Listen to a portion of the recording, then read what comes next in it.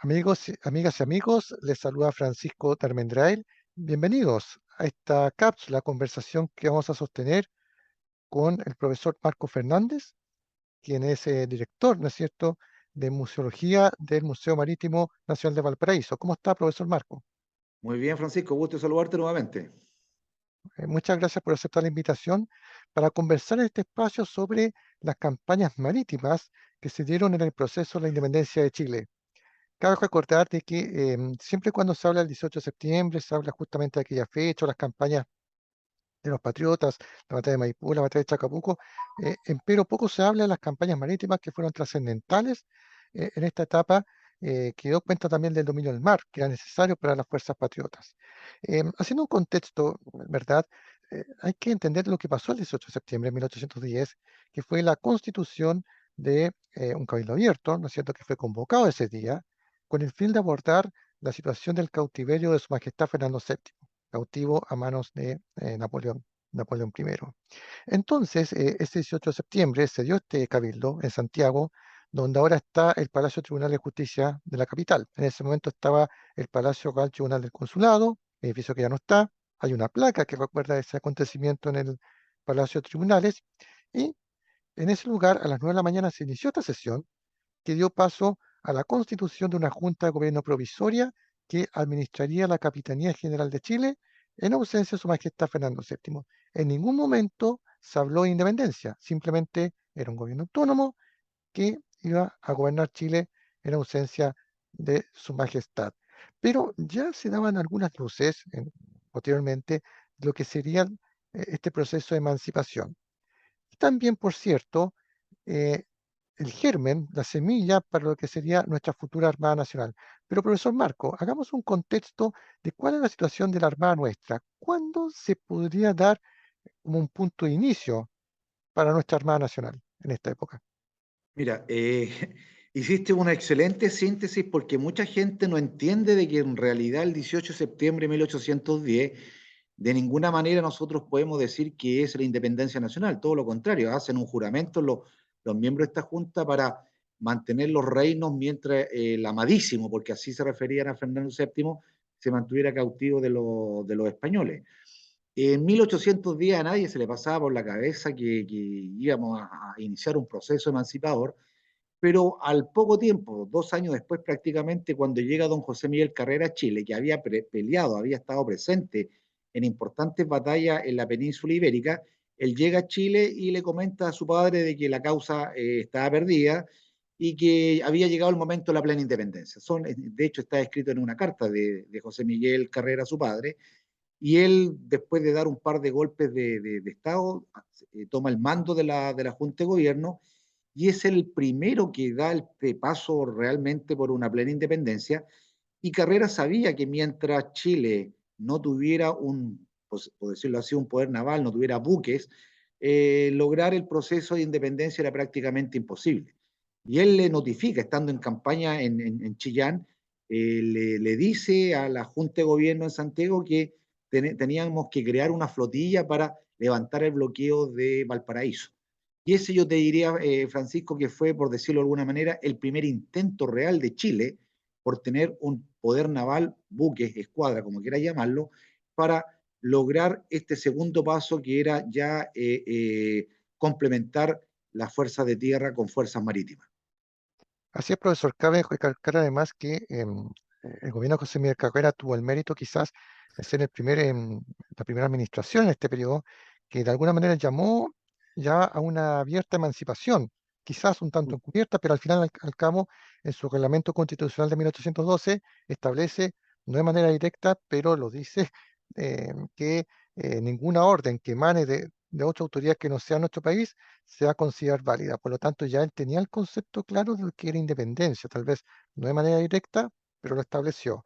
Y además, profesor, es necesario quizás si nos puede detallar cuál fue el accionar de esta incipiente armada que se dio en el periodo de la Patria Vieja del gobierno de José Miguel Carrera. Bueno, mira, haciendo el contexto, tú lo sabes muy bien que durante estos primeros pasos la mentalidad marítima en Chile prácticamente no existía. Herederos de esta visión marítima española que principalmente se asentaba en el cono sur de Chile, o de América, mejor dicho, con fuerzas eh, terrestres o castillos, defensas como las que habían en Chiloé, Valdivia, las pocas en Valparaíso. Nosotros como reino no teníamos un poder naval, no teníamos armadores, no teníamos marinos, no teníamos buques, todo estaba concentrado en el virreinato del Perú, ahí estaba el fuerte del poder naval en el Pacífico Sur, por lo tanto Chile no tenía buque. Y como no teníamos buque, Carrera le pide a la Junta de Gobierno que arriende un par de buques, que fue la Perla y el Potrillo, para levantar el bloqueo de Valparaíso que era ejercido por una nave realista que era la Warren. Yo te diría que eso fue el primer paso propiamente tal, para crear esta flotilla, que lamentablemente para las pretensiones de Carrera fracasó, porque se produjo una traición ahí, la tripulación de la Pela contra el Potrillo, al final capturan a los buques y los patriotas chilenos terminan prisioneros ahí en los reductos del Callao. Así es, profesor. Y si me permite también un contexto, hay que consignar que era importante el tema marítimo porque, como usted mencionó, el virreinato del Perú era el que suministraba prácticamente todos los recursos, ¿no es cierto?, a la Capitanía General de Chile. Muchos de nuestros amigos se estarán preguntando por qué, siendo una capitanía tan pobre Chile, seguía siendo suministrada por la corona española, ¿no es cierto? ¿Por qué seguir invirtiendo en Chile? De hecho, me acuerdo que con muchos amigos me han comentado esta pregunta. Y sin embargo, si uno mira el mapa, se da cuenta que el virreinato del Perú, ¿no es cierto?, necesitaba una especie de línea de defensa, ¿ya? Alguien que lo defendiera. Y por eso era importante estratégicamente la Capitanía de Chile. Actuaba como una suerte de escudo, ¿no es cierto? Y además, profesor, hay que considerar, como usted mencionó, el poder naval, ¿no es cierto?, la importancia que tenía Valparaíso y también la importancia que tenía Talcahuano, que era un puerto de la corona española muy importante. Talcahuano tenía una serie de fuertes, de hecho, 8 si no me equivoco, que era prácticamente inexpugnable, que tendría un papel muy importante después en el periodo cuando llega O'Higgins al gobierno. Pero ese es otro tema. Profesor, ¿qué pasa en el periodo de la Patria Nueva? ¿Hay algún avance? Perdón, en el periodo de la Reconquista, quiero decir, cuando... Mira, la verdad que da para tanto, Francisco. Sabemos que los tiempos son muy acotados, sobre todo en este tipo de reuniones, pero lamentablemente para las intenciones, como te decía, de Carrera, esto no lo contextualicé, lo de la Perla y el Potrillo, esto fue en mayo del año 1813 y fue como chuta, no nos resultó y nos fuimos olvidando la importancia de esto, pero Carrera, en el periodo de la Patria Vieja, con una visión muy, muy grande, la visión marítima, él contrata al primer comandante en jefe de la Armada, dicta reglamentos de uniforme, por lo tanto, estaba preocupado de esa situación. Lamentablemente, la derrota sufrida por las fuerzas patriotas en Rancagua significó el término de lo que nosotros históricamente conocemos como la patria vieja. Viene la reconquista y los patriotas se tienen que ir del reino de Chile, se van a Mendoza, y de ahí José Miguel Carrera, en el caso puntual que importa aquí, viaja a Buenos Aires, tiene una serie de diferencias con los próceres de la independencia argentina, y sabiendo la importancia que tenía el dominio del mar, él, bajo su propia responsabilidad y asumiendo todos los costos, viaja a Estados Unidos y le va bastante bien. Tiene reuniones con Madison, con Monroe, gracias a las gestiones que hizo su amigo Jewitt y el otro Poinsett, que era norteamericano, el primer cónsul de Estados Así Unidos en es. Chile. Y él, en una gestión muy rápida, logra contratar 5 buques. Llega, de hecho, con estas 5 naves navegando por el Atlántico hasta Buenos Aires con bandera de la Patria Vieja, y lamentablemente para él llega en un mal momento, llega en el momento en que ya prácticamente el Ejército Libertador de los Andes inicia el cruce de la cordillera. Por lo tanto, como todo el mundo en Argentina sabía que la relación entre O'Higgins y San Martín era muy buena, pero no así con Carrera, el director supremo de las Provincias Unidas del Río de la Plata, Pueyrredón, le requisa las naves, lo toma prisionero, y ahí termina el intento de Carrera de llegar con esas naves para apoyar el ejército de los Andes por vía marítima. Por lo tanto, eso es lo que yo te podría sintetizar destacando la gran visión marítima de Carrera, el intento por poner a disposición de Chile esta escuadra, pero por las diferencias políticas que habían en ese momento con los más destacados personajes de la época, O'Higgins y San Martín, quedó en nada. De hecho, le requisaron las naves y él quedó como un proscrito posteriormente en Montevideo. Así es, profesor. Se han hecho diversos artículos, incluso se ha comentado sobre este viaje que efectuó José Miguel Carrera a los Estados Unidos. Fue muy importante esa entrevista que sostuvo con el presidente James Madison, ¿no es cierto? Que fue clave para este cometido y lamentablemente, como usted dice, no tuvo un buen puerto. De hecho, llegó justamente cuando ya la situación en Chile estaba en cierto control y bueno, le fue arrebatada esta escuadra, que eran Así 5 es. buques marineros extranjeros, ¿no es cierto? Tenía hasta una imprenta, incluso armamento lo suficiente como para reforzar o armar incluso una escuadra, en fin. Pero bueno, profesor, ¿qué pasa en Chile, específicamente en esta época, justo cuando se dan los sucesos que estamos conversando? Bueno, mira, viene el proceso que nosotros conocemos como Reconquista, cruza el ejército patriota chileno-argentino los Andes, viene la batalla de Chacabuco, gran triunfo patriota chileno, Bernardo O'Higgins asume como director supremo también con una tremenda visión marítima, y de hecho es más, es muy conocida la frase que dice O'Higgins después de Chacabuco: esta batalla o este triunfo y sin más serán insignificantes si no dominamos el mar. Por lo tanto, su principal gestión de gobierno fue crear esta escuadra, de la nada.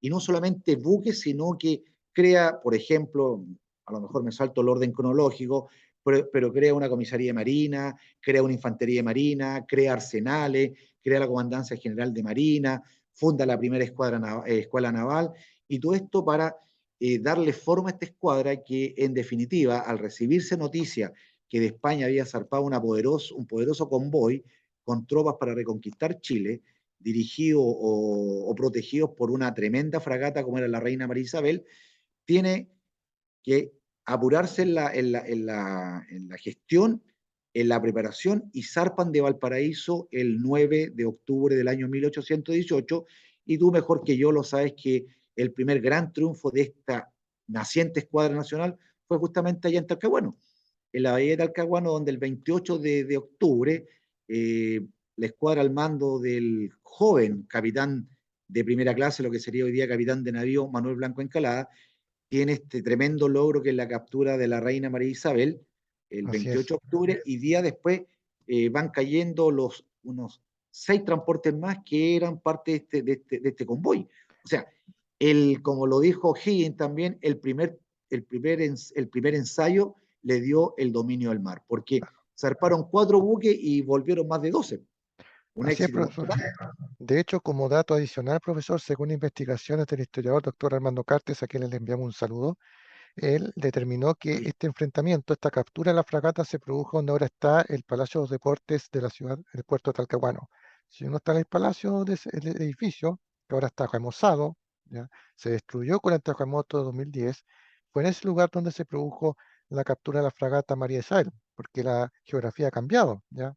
por El mar supuesto. llegaba mucho más donde ahora está en el puerto, entonces como dato para quienes son choreros o han pasado por Talcahuano, en ese sector se produjo este enfrentamiento. Cuesta creer ahora porque ese sector ahora está todo en zona urbana, pero ahí fue esta importante victoria que elevó la moral, ¿no es cierto?, de las fuerzas patriotas. ¿Ya? Les cambió totalmente. Exactamente. Claro, lamentablemente no duraría mucho, sí, porque estamos hablando de un año clave, 1817. A finales de ese año, profesor, O'Higgins procedió al asedio justamente del puerto de la corona española de Talcahuano. Y en un paralelo, hablando de un hecho político, una de las tareas pendientes que tenía Bernardo Higgins era declarar la independencia de Chile. ¿Ya? De hecho, a mitad de ese año había sometido a consulta a diversas ciudades como Santiago, u otras comunas, para si la población estaba a favor o no de la declaración de independencia. ¿Ya? Era muy simple decir sí o no. Obviamente quedaba al descubierto quién estaba a favor y no. Esta consulta, sin embargo, no se pudo llevar a cabo en Concepción, porque Concepción era el escenario de los principales enfrentamientos militares de esta época. Ahí estaba el grueso de la corona española y Talcahuano, lo que conversamos recién, lo que es Talcahuano y Concepción.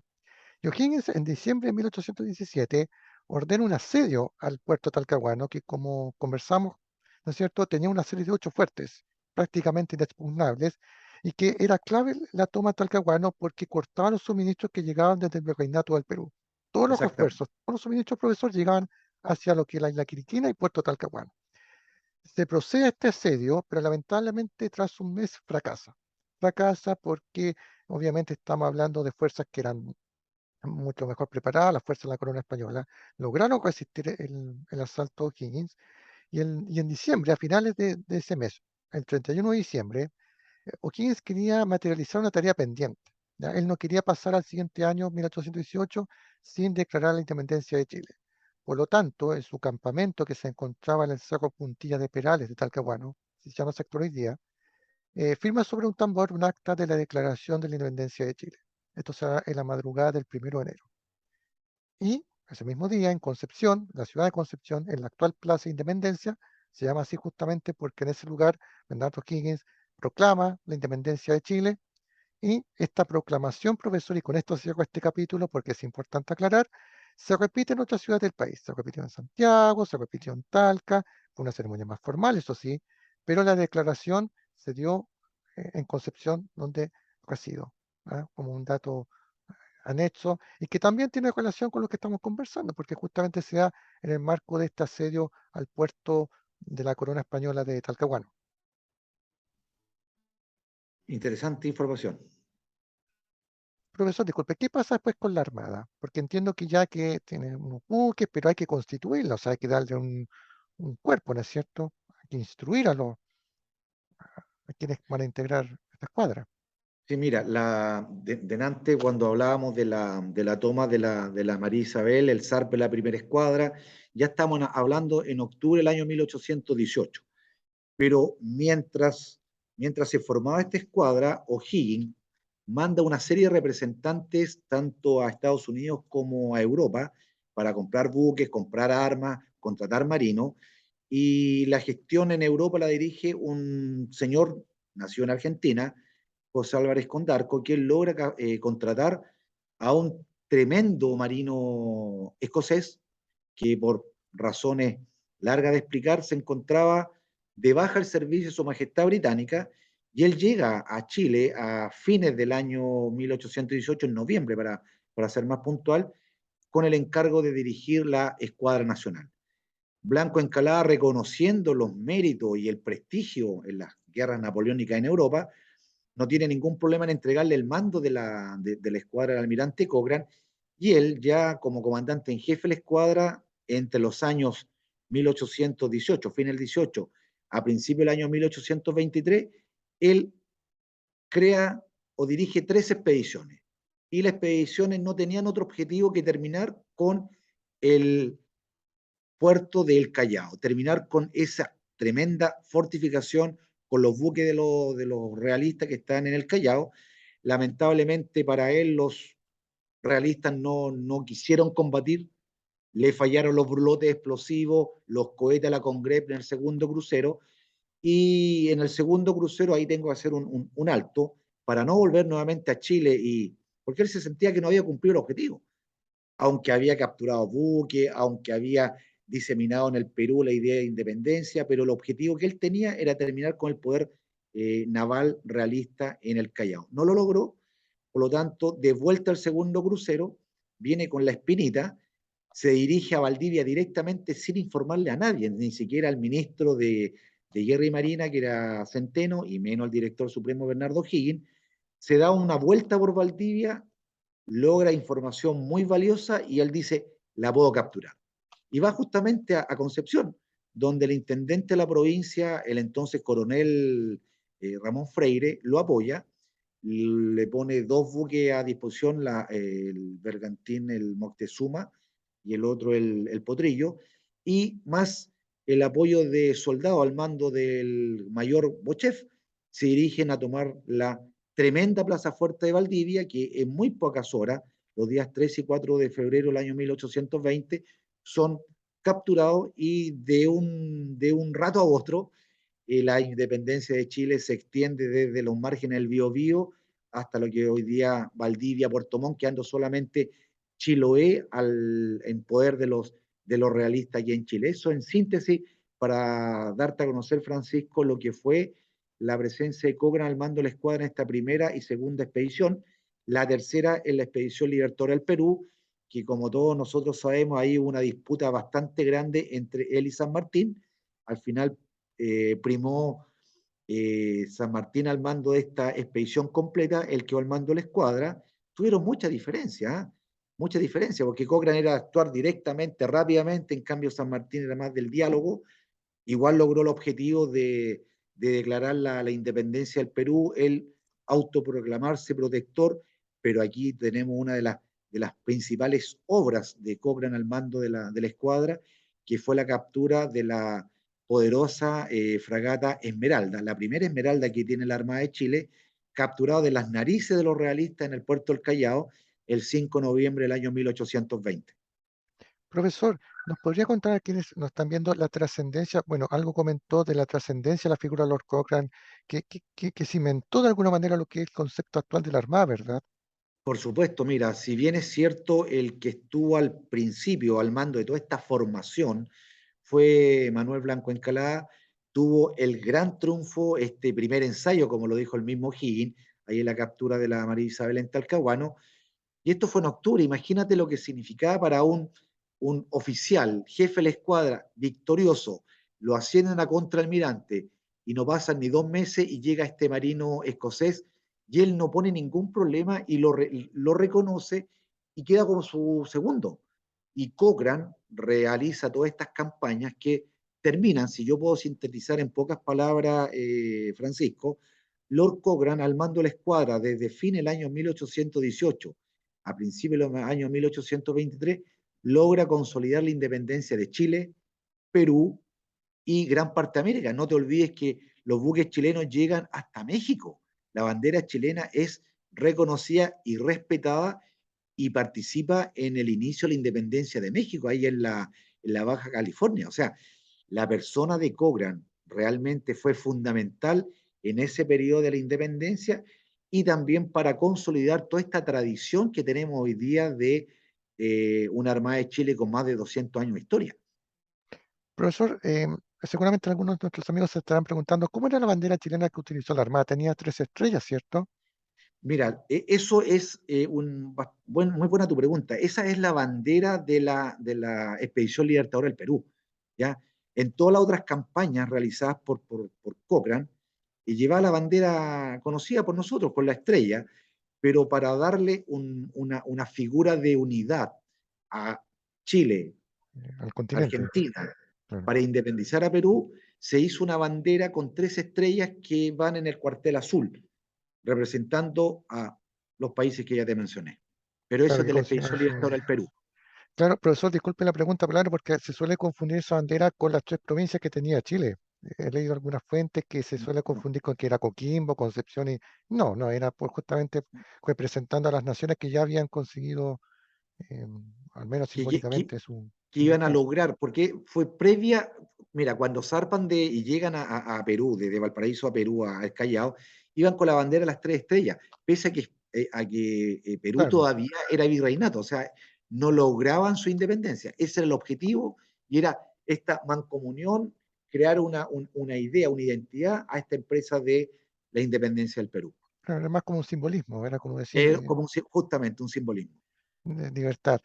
Profesor, ¿qué pasa después con la Armada ya? Bernardo O'Higgins tiene que abdicar a su cargo en enero de 1823. ¿Cuál es la situación de la Armada Nacional? Mira, cuando Cochrane termina la expedición libertadora del Perú, llega a fines del año 1822 y se encuentra con un país dividido entre los partidarios de O'Higgins y los retractores, que hicieron fuerte principalmente en el antiguo intendente de Concepción, el ahora ya general Ramón Freire, y O'Higgins con un acto de desprendimiento muy, muy grande, sabiendo que si él permanecía en el cargo se iba a producir una guerra civil, él abdica al mando y Cochrane al poco tiempo se va del país porque la situación económica y política era tremenda. O sea, los buques chilenos estaban todos a mal traer, sin ancla. No te olvides que en la expedición libertadora del Perú se pierde en la bahía de ahí, en la zona de Chorrillo, el navío San Martín por falta de ancla. la cantidad de gente que se pasó de la Armada chilena o de los buques chilenos a la escuadra peruana que recién se estaba formando, era porque muchos meses ya impaga, sin uniforme, con mala comida. Por lo tanto, esto se acentuó cuando termina la expedición. Cochrane se da cuenta de que en Chile estas tremendas diferencias políticas, y él sabía que si se quedaba en Chile iba a tener que apoyar a ambos, a uno de los dos bandos. Él era amigo de ambos, tanto de O'Higgins como de Freire. Por lo tanto, él decide irse del país aceptando la invitación del emperador Pedro I del Brasil para dirigir su escuadra en esta lucha de independencia que tenía contra los portugueses. Por lo tanto, si Cochrane decide irse de Chile es porque la situación económica y política era muy mala y se había traducido a que la escuadra chilena está en muy mal pie. Y no te olvides, Francisco, que una de las primeras medidas del gobierno del general Freire para ahorrar, para terminar con este tremendo problema económico que se arrastraba de la creación de la Expedición Libertadora del Perú, fue precisamente vender prácticamente todas las naves de la escuadra y nos quedamos prácticamente con dos. Por lo tanto, después de haber sido los dueños del Pacífico durante la estadía de Cochrane en Chile, cuando Cochrane se va al país, la escuadra chilena prácticamente queda reducida a dos buques. Y era peligroso, profesor, porque la independencia no estaba asegurada. De hecho, dos datos, si me permite. Uno, Por claro, en la zona supuesto. central del país estaba como asegurado tras el triunfo de Maipú, pero lo que está al sur, la situación continuó una lucha fratricida entre los que quedaban las fuerzas de la corona española con los grupos mapuches aliados a su causa, porque también había otros grupos mapuches aliados con la causa patriota, estaban como divididos, y Concepción fue el escenario de lucha encarnizada, la ciudad fue destruida muchas veces, como ya mencionamos también Talcahuano, que era como el puerto de suministro, y por lo tanto, y otra cosa es que recién la corona española reconocería la independencia de Chile en 1844, por lo tanto siempre estaba la posibilidad de que Chile estuviera amenazado, no sé, por España, por alguna otra potencia, ¿verdad? Y por eso era importante tener una armada consistente, porque Chile es un país de mar, un país que prácticamente el mar nos acompaña siempre. Mira, muchas gracias por ese apoyo, porque es tan cierto lo que tú dices, que una vez que se va a Cochrane del país, que se disminuye la escuadra, todavía teníamos presencia española en Chiloé. Incluso cuando Simón Bolívar logra consolidar la independencia de Perú, luego la batalla de Junín, Ayacucho y Pichincha, le da como un aviso al gobierno chileno: ojo, todavía queda Chiloé. Por lo tanto, rápidamente el gobierno de Freire tiene que expedicionar sobre Chiloé. En realidad se realizan tres expediciones sobre Chiloé y recién en el año 1826 una tercera expedición tanto marítima, llevando al ejército del mismo general Freire, logra incorporar esa isla, la isla Grande Chiloé, al territorio nacional después de la batalla de Pudeto y Bellavista y la firma del Tratado de Tantauco. Y para eso Chile tuvo que comprar y rearmar rápidamente unos buques para lograr expedicionar sobre Chiloé, que era netamente una como isla. La única ruta de acceso era justamente vía marítima y claro, los que conocemos Chiloé sabemos de la gran cantidad de fortificaciones como Agui, Corona, etcétera, que habían ahí.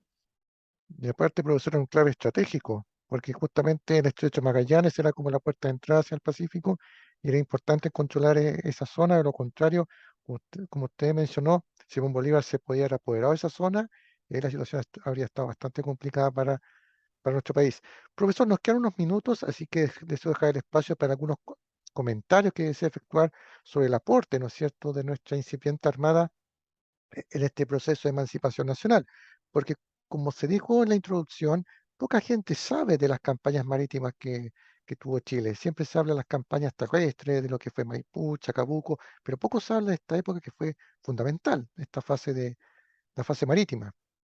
Oye, mira, es absolutamente cierto lo que tú dices. De hecho, ayer tuvimos aquí en el museo una visita de nuestros amigos del Museo Histórico Nacional y justamente el comentario era ese, que hasta hace un par de años atrás se hablaba de Chorrillo, se hablaba de la guerra del Pacífico incluso, y muy poca gente sabe también el tremendo apoyo que le prestó al ejército chileno la Armada en la guerra del Pacífico. Pero si eso es poco conocido, las campañas marítimas de la independencia son mucho más. O sea, Chiloé no se habría incorporado jamás al territorio nacional si no expediciona la escuadra llevando a bordo al ejército para desembarcar y tener las victorias, como ya lo dije, en Pudeto y Bellavista.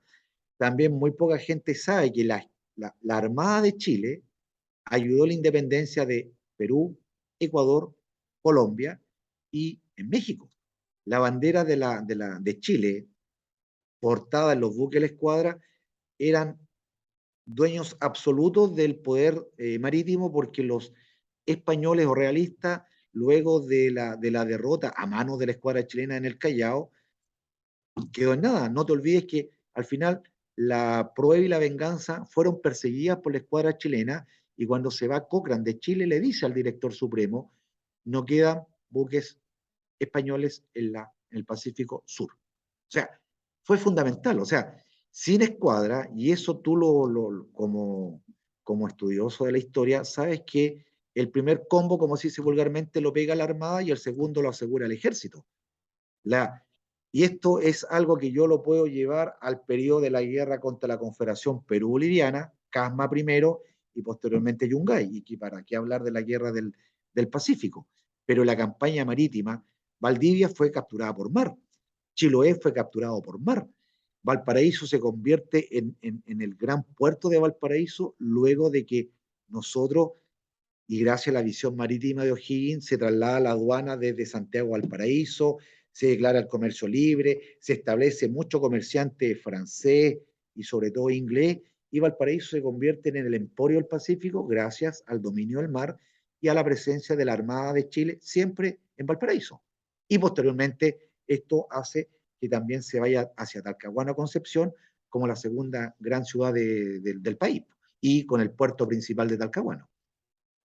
Así es, profesor, por eso es importante rescatar estos importantes episodios justamente que dan cuenta de las campañas marítimas, porque si uno mira el mapa, se da cuenta que Chile, mar prácticamente cubre todo el país, es la puerta de entrada al Pacífico, pero también a nivel geopolítico resultó fundamental justamente para consolidar nuestra emancipación. Y la Armada, por supuesto, sería clave en los siguientes episodios de nuestra historia nacional, lo que fue en la guerra contra la Confederación Perú-Boliviana, por ejemplo, y posteriormente también en la guerra contra España y en la guerra del Pacífico, en fin. Podemos hacer otra cápsula quizás de aporte de la Armada, pero lo importante, profesor, es que esta fue la finalidad de esta conversación, de poder dar cuenta de un episodio poco conocido y también realzar este hecho en el marco de estas fiestas patrias. Y como siempre menciono, nosotros los chilenos celebramos el 18 de septiembre, pero todavía no sabemos qué celebramos. Entonces, la idea de estas conferencias justamente es eso, de saber que estamos celebrando el 18 de septiembre, que no es la independencia, pero fue el punto de partida.